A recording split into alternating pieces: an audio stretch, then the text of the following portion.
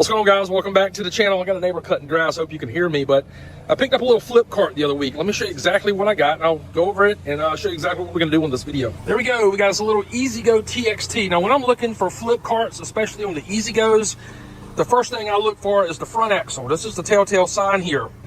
If there's leaf springs on the bottom of the axle, it's the 3-bolt column. If there's no leaf springs on the bottom of the axle like this one, it's a 4-bolt column, especially if it's a straight axle.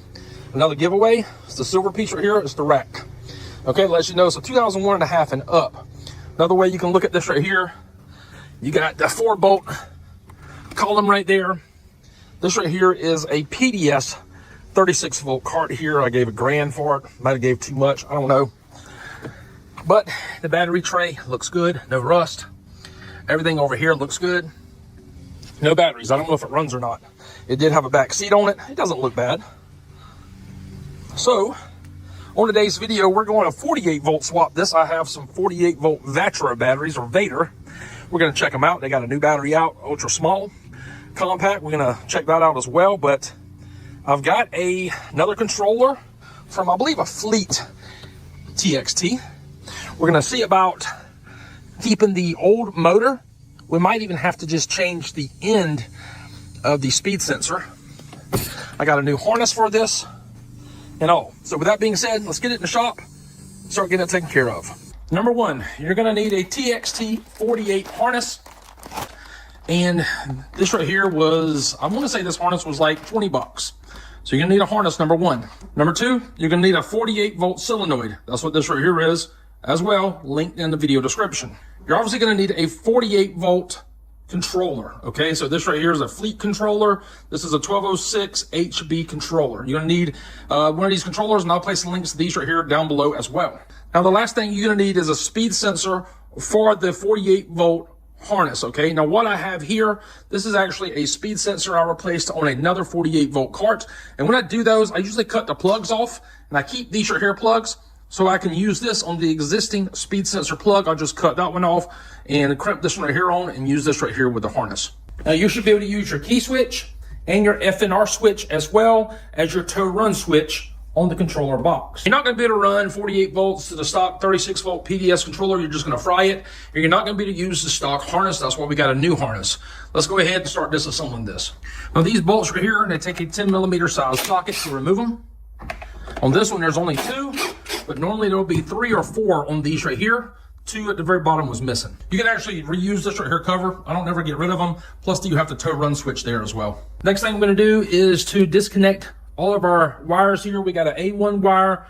We have a battery negative wire. We have this right here going to the controller, and one going from the controller back to the motor, which is A2. And you have this white and black wire here that you can probably barely see. These are going to be your field cables here. This right here changes the direction of the motor. So go ahead and get rid of all of this stuff here. This harness looks pretty good. I'll probably end up keeping it for somebody that wants to do a PDS swap. This says they have a series 36-volt golf cart. And this right here, you could use this right here controller. You would just need a PDS motor. All right, I went ahead and removed all the cables and connectors away from the controller that needs to be removed.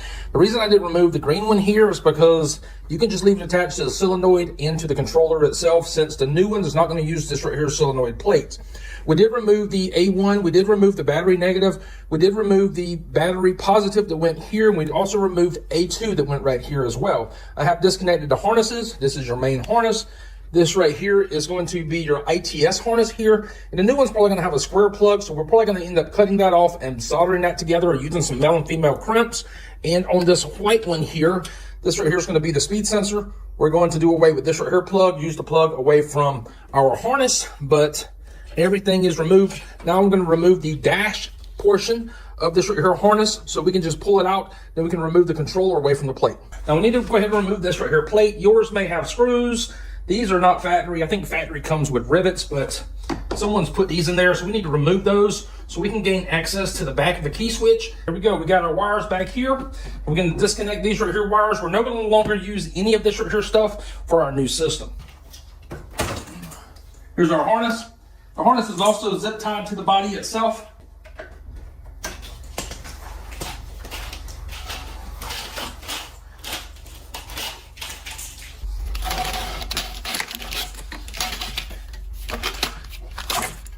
There we we go, harness is out. Now I'm using a 10mm socket here to remove the bolts of the controller. And on mine, there was only 2 at the very top. And then you had 2 bolts holding on the solenoid bracket. This is controller I showed you earlier. It did not have any bolts. I just robbed some bolts from another controller I have. So if you used my link down in the video description, generally the bolts do come with them. This right here was a second-hand controller. So with that being said, if you need to buy your bolts, it's going to be an 8mm by 1.25 pitch thread. All right, let's go over our cable here, our TXT48 harness, our main plug for the controller. This is going to be our computer input for the controller. It's a 4-pin with 4 wires. This right here has got a 4-pin with 2 wires. This is going to be a female, and our tow run switch is going here. It comes off to a link here. This is going to go to our speed sensor on the side of the motor. We're going to leave this plug right here alone. We're going to cut and adapt our other plug. Our next plug here, which we'll probably end up cutting off and putting a male and female on, this right here is going to go to our ITS and the floorboard, which is our foot switch and our accelerator. Coming down here, we're going to have 3 more wires. Blue and yellow is going to go to the smaller terminals of the solenoid. Red is going to go to the power side of the solenoid to the battery. This long one here, we're going to have us a female 4-pin here. You can actually just attach this somewhere up underneath the cart, up underneath the seat. This is going to be for our computer or our handheld to attach to the controller. And this right here is going to be our reed switch wire. This normally goes to the receptacle for the charging, but since we're doing a lithium conversion on this cart and we're going to mount the charger on board, we're actually going to take this right here wire, put a ring terminal on it, and run it to the positive side of the battery. Then we got a longer length here. This is going up to the front of the cart. This is going to supply an F and R switch and our power switch as well. Now when you're putting the harness in, you can lay the harness all up into the battery tray here, okay? This right here is going to stay in the battery tray. But this long cable here with our loose wires, this is going to go to the front to the key switch. So we're going to install this the same way we removed the old PDS harness. We're actually going to stick it down here through this hole and run it to the front of the cart. I ran it inside that C-channel there and used zip ties to hold it in place. All right, went ahead and ran the front of the harness up here to behind that right there panel. Now on the harness, I took this right here lead. I zip tied it here and here. This is going to be for our handheld to hook up to. If you're actually using a battery system like lead acid batteries and you're going to retain your stock receptacle, this right here plug generally plugs into the back of that receptacle. However, on a PDS, you would need to cut this right here wire off here and this one and then put a butt connector on it. But since we're doing lithium, this one's going straight to the battery positive. And since we're going to put an onboard charger on here, we're going to do away with this right here harness. This is how the main part of the harness connects. Right here, we have our tow run switch. Over here with the 4 wires is going into our diagnostics port, and our main harness is going into the controller. So this right here is going to be the TXT speed sensor plug here, and this old one here, it usually plugged directly into the PDS controller. However, both speed sensors are the same, except this one right here has got a different plug on it, and that's why I kept the old plug off the old speed sensor I showed you earlier, and I'll just connect those to that and we'll plug it in. Okay, I've adapted the new speed sensor plug to the old existing speed sensor from the PDS card. I just use butt connectors as well, and here's the reason why. Speed sensors themselves are known to fail, so once they fail, you're not going to buy one for a PDS, you're going to buy one for a TXT48, and it will then come with this right here plug. If you don't have one of these plugs, then I would go ahead and recommend just buying a new speed sensor for the end of your motor, and it'll tie directly into your harness and you don't have to butt connect anything. This plug here is going to be for the TXT48 ITS plug with the 4 wires in it. The PDS ITS plug, it plugged directly into the controller, so we'll need to cut these wires off and you can butt connect them together, or you can use male and females. It's totally up to you. So I just use butt connectors for my ITS harness there. And if I ever have to replace the ITS harness, then, well, the only thing I'm going to have to do is remove these butt connectors and butt connect the new ones back to it. But black to black, white to white, red to red, green to green, it's done. This is the last modification we happen to do to this harness here. I just cut off the plug that went to the reed switch, and I put on a ring terminal to go to the positive side of the battery. So this is the solenoid I bought. It's a 48 volt, and you can mount it straight to a flat surface. You got your coils on the ends, which are the smaller terminals. Then you got your plunger or your pass-through, which is the larger terminals right there. Your diagnostic port here. S1 is white, S2 is black. You got your main harness. You got your battery input here, and this right here is going to your solenoid. A1 goes to your motor ground, and then you got your battery lead right there. So this is going to go to the negative with the battery. This one here is going to go to the solenoid. So on the solenoid, you're going to need a resistor and a diode. The resistor is going to go between the two larger terminals, and what it's going to do is it's going to allow current to flow through the solenoid so you don't have an inrush of current when you press on the throttle. The diode here, the stripe on the diode, if you can see that, the stripe on it is going to go towards the positive side. That doesn't let the positive and the negative join together. So this right here is like a one-way valve. So let's go over the wire colors here at the front of the cart. Red and black is going to be for your reverse buzzers. Your F and R switch. Gray is going to be your input to your center pin. Orange up top, green at the bottom.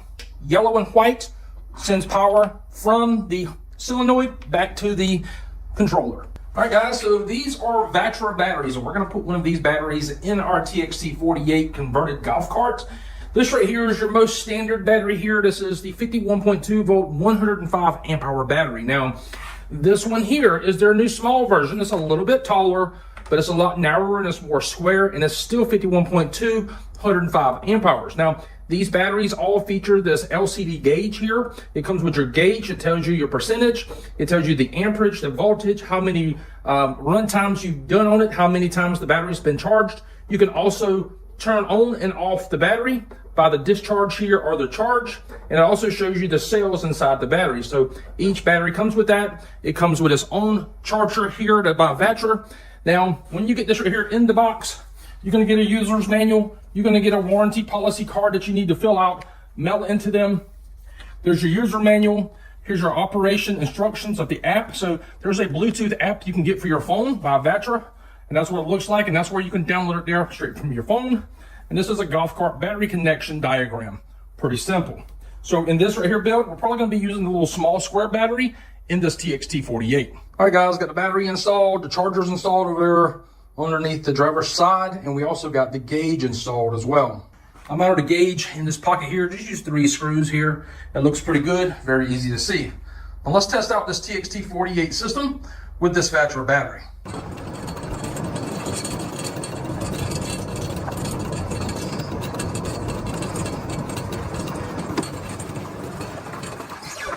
All right, guys, got my Kraken hooked up here. This is for our EZ-GO TXT. It's the dealer version. And I'm going to place a link to these right here down in the video description. So on the TXT 48, you can actually change the speed of the cart. Right now, it was going like 14. And we're going to bump this up. I think 19.5 is about as fast as it's going to go with these wheels and tires. I'm going to go ahead and flash. All right, it says success. Acceleration, fast. Success. And on the acceleration, you got a mild, aggressive, and fast. So we're just going to leave it on fast. Brake setup is mild. We can actually turn our regenerative braking off if we want to. We got heavy, mild, and coast. I like coast better.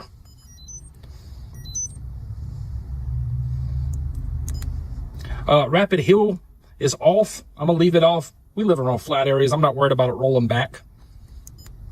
And there we go. So let's test the speed now and see exactly if it's any quicker than it was, which I believe it will be. I'll tell you what, we're going to turn the speedometer on here as well. We'll go ahead and put it over here on the screen somewhere.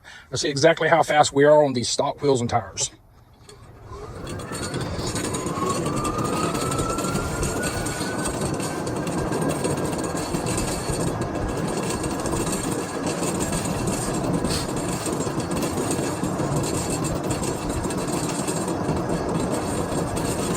So we sped it up to 19.5. So we sped it up to 19.5, but we're doing 18 max. Look at that back tire there. What if we can add some air? Because down there, looks like it's got a belly on it. Let's pump these back tires up. Because that front one right there, it looks like it's pumped up. But then you look at this one, it looks like it's low. And believe it or not, that will cause the golf cart to run slower. All right, where are we at here? Let's see what we got going on.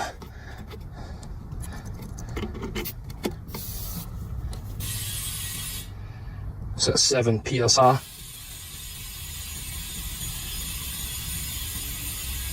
I don't even know what their recommended rating is. We're at 15 now. That's doubled. Let's just go to 16.9. Okay, that's what we're going to be at. And I'm going to do the same thing on the passenger side. All right, let's try this again.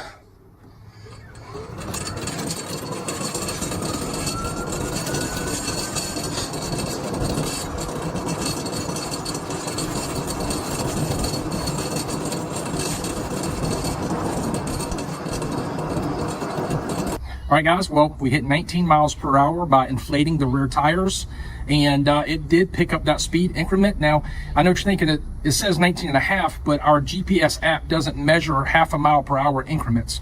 So we could have been doing that, but it's not quite 20, so who knows?